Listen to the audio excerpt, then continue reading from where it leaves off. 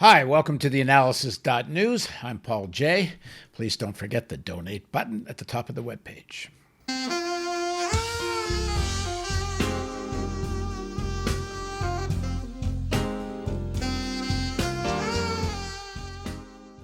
On February 28th, Iran rejected the U.S. offer to attend a meeting of the P5+1 countries, Britain, China, France, Germany, Russia, and the United States, to chart a diplomatic way forward on the Iran nuclear deal. Foreign Ministry spokesman Saeed Khatibzadeh said that the Biden administration had not set aside President Donald Trump's so-called maximum pressure policy, quote, "Given the recent moves and positions of the U.S. and the three European countries, the Islamic Republic doesn't assess the timing of an informal meeting proposed by the EU coordinator as appropriate."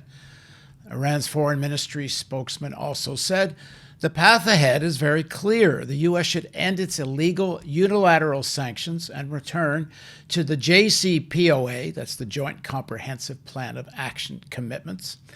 Last week, the U.S. military bombed bases in Syria it claims belong to a pro-Iranian militia. U.S. defense officials announced the strikes without providing details and with no mention of casualties, saying only they were a retaliation for a rocket attack in Iraq earlier last month that killed one civilian contractor and wounded a U.S. service member.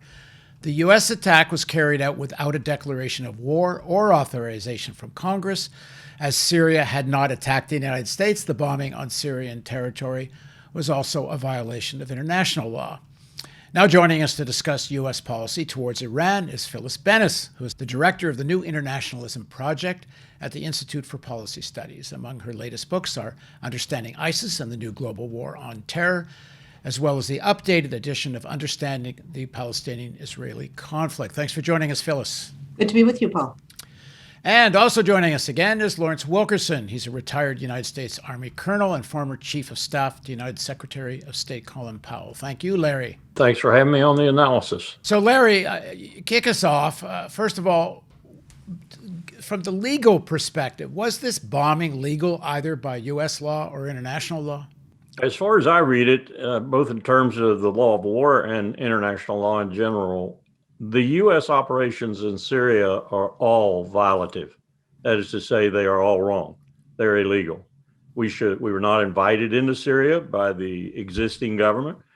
We didn't have a reason in our own defense, self-defense, if you will, Article 51, for example, to go into Syria. It's all illegal. Everything we are doing in Syria is illegal.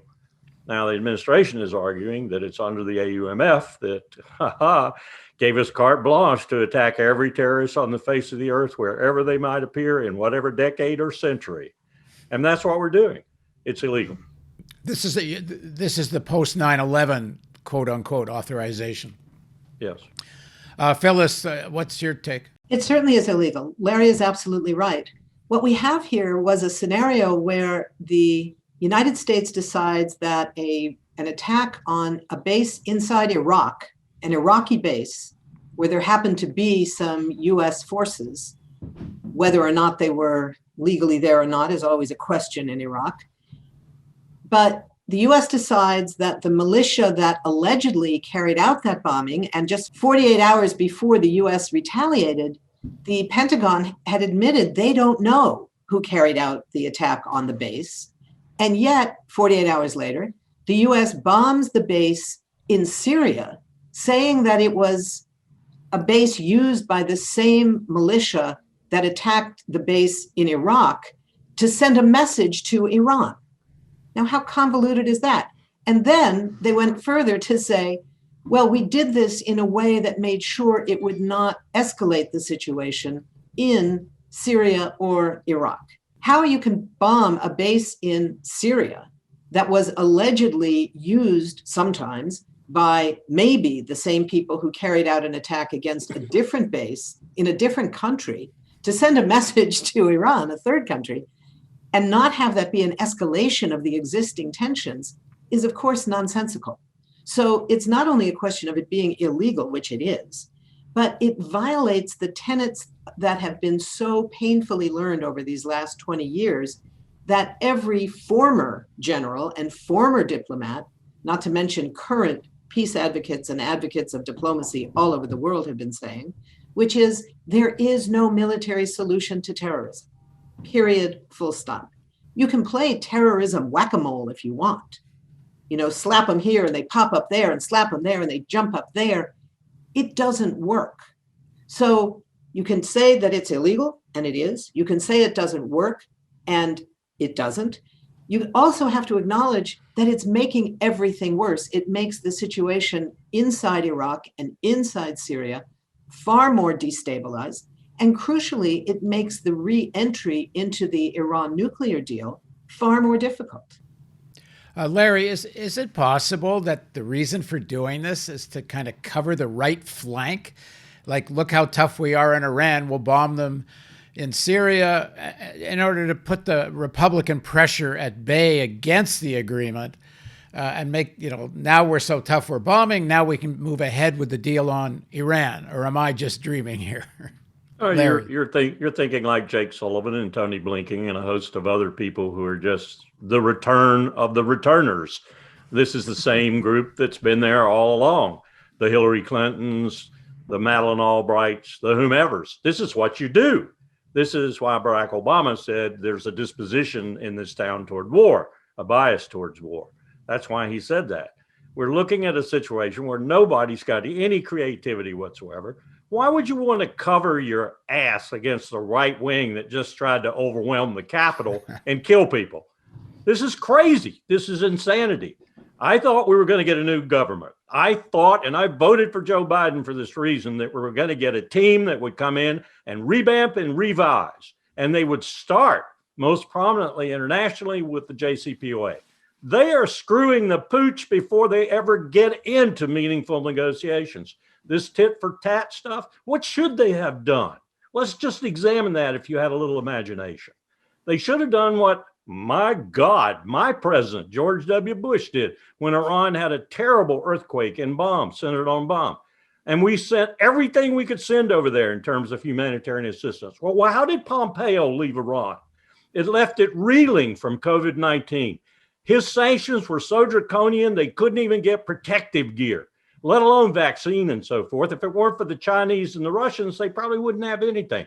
Why didn't we start this whole process with this has nothing to do with the JCPOA. We're just being America the way America should be. We are going to dump so much humanitarian assistance on Iran right now that they won't have any choice but to say, hey, you did something neat. Maybe we can start talking again.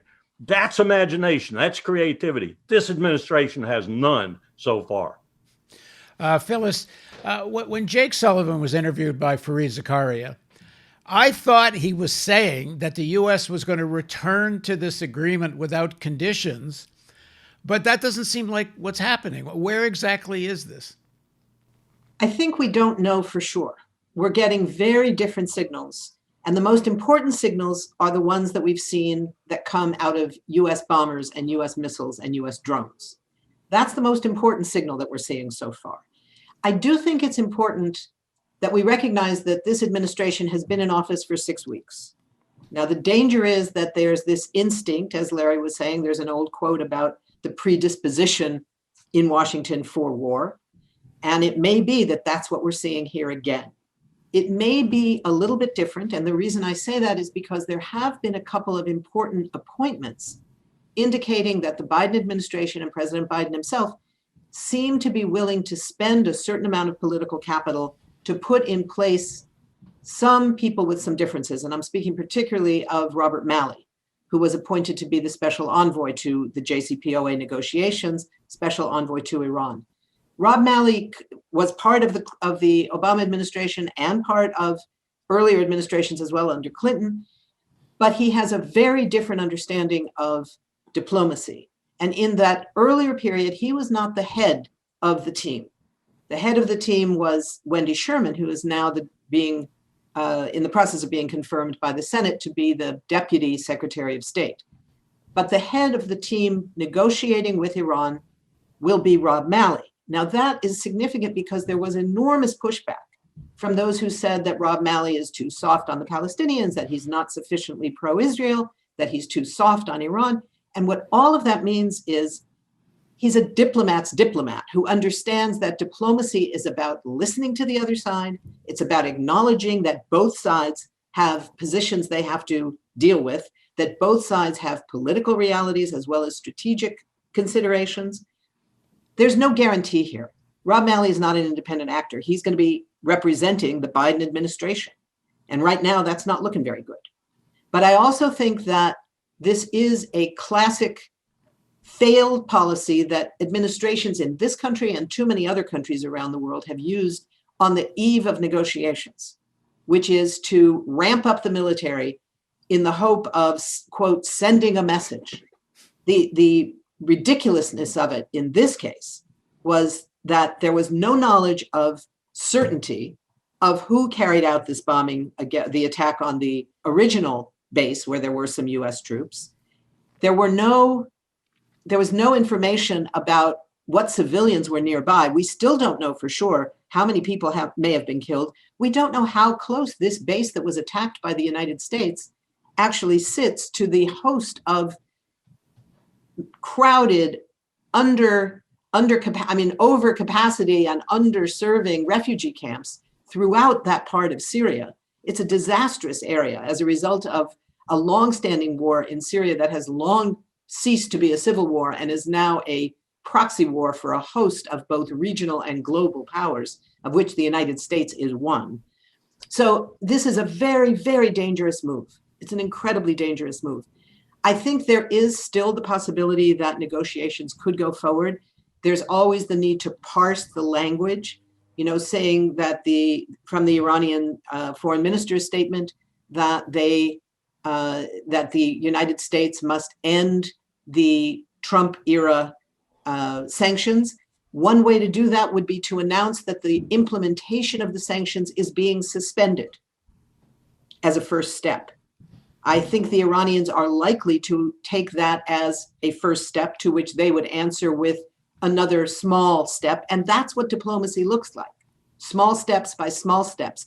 This notion that the United States thinks it can demand of Iran to make the first move when it was the United States that abandoned the nuclear deal. The US was a signatory to that deal. It was the United States, not Iran, that walked away from the deal.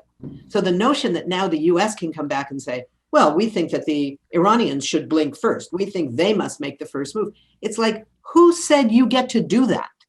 And the question here, frankly, comes back to the Europeans. If the Europeans stand their position and tell the United States in no uncertain terms that they are not prepared to hold Iran accountable for making the first step because it's the obligation of the United States, which was the problem with the ending of the nuclear deal, then we might still have a chance. Larry, the U.S. intelligence agencies for quite a while, and I'm not sure they actually ever changed their assessment, was that the Iranians actually didn't even have a nuclear weapons program. I know a lot of people thought they were getting themselves in a position to have a... Sorry, go ahead. I was pretty much privy to what the NIC and others were saying at the time. And I think the message is better stated this way. They probably did have a program to develop a nuclear weapon before 2000, 2001 or 2, but they made a conscious decision, the leadership made a conscious decision to not continue that program, that it was in Iran's disinterest ultimately to continue that program. And so from that period, whatever it was, 02, 03, whatever, they have not had a nuclear weapons program. I think that was the finding. So the forces that were against this deal, this nuclear weapons deal, their real concerns seem to have been the extent of Iranian influence in Iraq, Iranian support for Hezbollah, and maybe most importantly, ballistic missiles, not nuclear, but the ability of Iran to have ballistic missiles, which gives them enormous... Really the only thing it has to defend itself with, because we've taken its armed forces, its airplanes and other things, and sanctioned them so harshly that they can't even get repair parts. In fact, they can't get repair parts for some of their civilian airplanes. So their real bastion, if you will, of their self-defense capability is their missile force. And that's what the people that don't want this deal to go ahead, they want them to make use of the COVID crisis, the sanctions, to try to push this into something that deals with Iran's right to have ballistic missiles. And it's got to be defensive. I mean, as an offensive weapon, these ballistic missiles are useless because they would just make Iran a target for everything the United States has to throw at them. It could only be defensive. And everything Israel and Saudi Arabia have to throw at them too, or the GCC in general. Let me just, Phyliss has got a very powerful point here. It's legit. It's absolutely the case. Doesn't matter who's president of the United States. Iran doesn't care that we switch from Trump to Biden or Biden to Trump or whatever. The president of the United States sets policy for the United States, however bad that policy might be. And you have to live with that. The other country has to live with that too, but they don't have to take it in the throat. And Iran's not going to.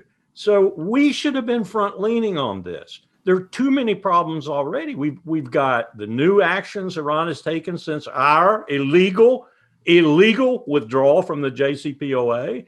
We've got the IAEA controversy over its documents. We've got post 2018 actions by Iran, post our pulling out of the agreement actions by Iran. We've got the sunsets that are more imminent. One of them in 2023, the Congress has to approve the lifting of the nuclear sanctions. We've got regional powers that want to participate. There are all kinds of difficulties and challenges right now. We don't need to be creating any new ones. This is going to be extremely complex and difficult just to do, given those challenges. We don't need to create anything new. We don't need leverage. The United States doesn't need leverage against Iran. Oh, let's go hit them. Let them hit us. This is nonsense. It's just sheer nonsense. It shows that there is no imagination in Washington's leadership. I hope I'm wrong. I hope when Malley comes in, I hope when Wendy Sherman gets approved and so forth, I hope there becomes some creativity and imagination, or at least some real diplomacy. But I don't see it so far. I got my fingers crossed. I'm still hoping. I haven't given up yet, but I'm worried. I think we all should be very worried. And the pressure needs to remain very strong to give any chance to real diplomacy here. I do think we need to come back to what are the real stakes here. And I think that while it's true that you can look at Iran's missile program, it's defensive missiles, it's true, that's all they've got, et cetera. But I also think it's a mistake to say that's what the people who are in this country who are opposed to those, to the diplomacy, to the diplomatic approach, that's really not the problem. There's an illusion that Iran somehow represents an existential threat, certainly to Israel, maybe to the whole region, and maybe to the whole world. There's this constant repetition of the false claim that Iran is the worst perpetrator of state-sponsored terrorism against individuals. It's simply not the case. If you look at numbers of cases by any rational examination, that simply doesn't hold up. If Iran were to reverse its current position, the position it's held, as Larry said, since 2003, something acknowledged by all 16 of the U.S. intelligence agencies, that Iran doesn't have a nuclear weapon, isn't building a nuclear weapon, and hasn't even decided it wants a nuclear weapon. And the supreme leader in Iran has said that it would be a violation of Islamic law to have such a weapon. And we can say, well, that's kind of ridiculous. But in the Iranian context, that is not ridiculous at all. Once something is deemed to have a religious significance, either positive or negative, that's a very hard thing to reverse in Iranian society. So that's very important. So if you put aside all of that and say Iran was going to have a nuclear weapon, even then, it would not be an existential threat to Israel. Israel is the one country in the region, not Iran, that has an actual nuclear weapons arsenal. And what Iran would threaten would be the nuclear monopoly of Israel, not the existence of Israel. That's not how it works in the real world. So it's all of these things are exaggerated, are created whole cloth in some cases, because what we see in the region is a set of regional competitions for who's going to be the regional dominant hegemon, if you will, in the Middle East region. And that largely has come down in recent years to the fight for influence between Saudi Arabia and Iran. And if you look back historically, earlier than that, 20, 30, 40 years ago, you could see that in the Middle East, there were only two countries that had the capacity to be indigenous regional powers in that way, Iran and Iraq, meaning they had size of land and population, they had wealth from oil, and they had water. Only those two countries had all three.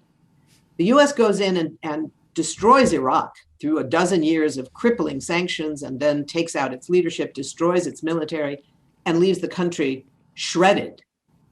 And then you have Iran, which is no great friend of the United States, and vice versa, since the Iranian Revolution of 1979. Although if you ask Iraqis, it goes back to 1953, when the US and the Brits orchestrated a coup to overthrow the legitimate elected government in Iran and imposed the Shah of Iran, who later was overthrown in the revolution. If you look at all that, what you're looking at is a very classic fight for regional power. And the US has picked its side. It's picked its side, and its side is Israel, Saudi Arabia, and the UAE, and some other Arab countries, but basically those three leading an anti-Iran coalition. The 4 years of the Trump administration were 4 years of building this anti-Iran coalition, whose key weapon was the imposition of these absolutely crippling sanctions that were the only reason they were not as lethal as the sanctions for 12 years in Iraq was that the country of Iran had not yet been destroyed by the United States. And it was a wealthy country. So it was somewhat better able to handle the impact. But you now have in Iran people dying because they can't get cancer medications, people dying because the hospitals can't get the equipment they need because of sanctions, and children dying of malnutrition, which is unheard of in contemporary modern Iranian history. That's on us. That's on these sanctions. And for all that people here want to say, well, that was the Trump sanctions. This is over now. First of all, it's not over. They have not been ended, let alone the nuclear sanctions. These new sanctions are still in place. And number two, what Larry said is crucial here. These are American sanctions. They're not Trump sanctions versus Obama sanctions versus Bush sanctions versus Biden sanctions. These are American sanctions. And the Iranians, understandably, are treating them as such. So the first thing you have to do is stop the violations of the nuclear deal that we have imposed. Then you can ask Iran to stop violating the terms that it said very carefully in a very calibrated way. We're going to start violating these agreements because there is no longer a viable agreement because the US pulled out. That's where we have to start. Larry, are these people still dreaming of regime change? Some of them are. I'm quite sure of that. There are people outside the administration in particular that are, and they have influence with certain of the people who are in the administration. Phyliss made a good point there that we forget. I can't tell you the last time I heard a principal in the United States government make this point, except in private, and very seldom even then. Israel has more than 200 nuclear weapons. We know that for a fact. I think it's higher than that. I think it's more towards 300.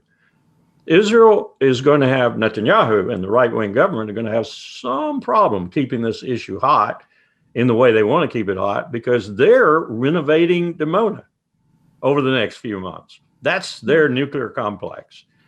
The idea that anyone in Iran would be so megalomaniacal as to send a nuclear weapon or a missile of any sort toward Israel, knowing that they would disappear from the face of the earth within literally hour to that missile's impacting, or even it being in flight, is sheer nonsense. So Israel and Iran are in, even if Iran had a nuclear weapon now, even if it developed one, or 10 or 40, they're in a situation of stasis. They are deterred because they're not irrational actors. That's lost. That's completely lost. Now, that doesn't mean I want Iran to have a nuclear weapon. because then the Saudis will want one and they'll run out and buy one from the Pakistanis who will sell it to them willingly overnight, probably 30, and we'll be off to a nuclear arms race. That's the last thing we need. But this has to be understood, and it's just completely overlooked by everyone because they don't want anybody talking about it. They don't want common sense. They don't want rationality to intervene here because, those theocrats are irrational. Bull. Phyliss, what's been the response from the progressive wing of the Democratic Party? Are they speaking out on both the bombing in Syria and on the issue of the agreement? They have been. A number of members of Congress have issued very strong statements. What we haven't seen yet is a move in Congress. There is now a move by Senator Kaine and someone else, I'm forgetting who the second was, on a bipartisan basis, a move in the Senate to repeal 2 authorizations for the use of military force. But oddly, while one is the 2002 authorization for the Iraq War, the other is not the 2001 authorization for the war in Afghanistan, which is the one that has been used massively in expanding the global war on terror. Instead, they're calling for the repeal of the 1991 authorization for the original use of military force against Iraq after Iraq invaded Kuwait in 1990, which was used several times inside Iraq by Clinton in particular to justify the creation unilaterally, although he lied and said that it was done by the UN. It was not. One was, the other was not, to create the no-fly zones.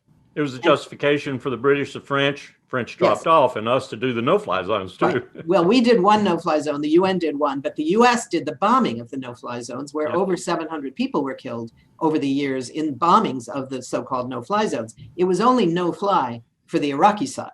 The US could fly all it wanted, and it did, and it bombed, and it killed people, including civilians. But it was that authorization that they're calling for being repealed, and not for reasons that I absolutely do not understand. They're not including the crucial authorization, what Barbara Lee has stood for all these years as the one member of Congress who voted no, the only one. 2 days after the attacks of 9/11, she was the only one who voted against authorizing for the use of military force. And in her speech that day, she said, this will be used far beyond what we intend it to be used here today. And boy, was she prescient. Boy, was she right. And that's what we're dealing with at the moment. So there have been some important statements. Ro Khanna, Barbara Lee, others have made very important statements, the Progressive Caucus, but we have not seen a move in Congress to head this off, to say that we will cut funds, for instance, to any military use that is aimed at Iran in this period of the run-up to the reopening of negotiations for the JCPOA. We have not yet seen that. Mm-hmm. Yeah, Paul, my dealings on the Yemen conflict with Kaine, Menendez, Pelosi, Hoyer, Mike Lee, and others really opened my eyes to the lack of a desire to do anything about the president's ability to use the war power without almost any restraint from the legislative branch. They just are a bunch of cowards. They just don't want to do it. All right. Thank you both for joining me. Thank you, Paul. Thanks for having us. And thank you for joining us on theAnalysis.news. Please don't forget there's a donate button at the top of the webpage.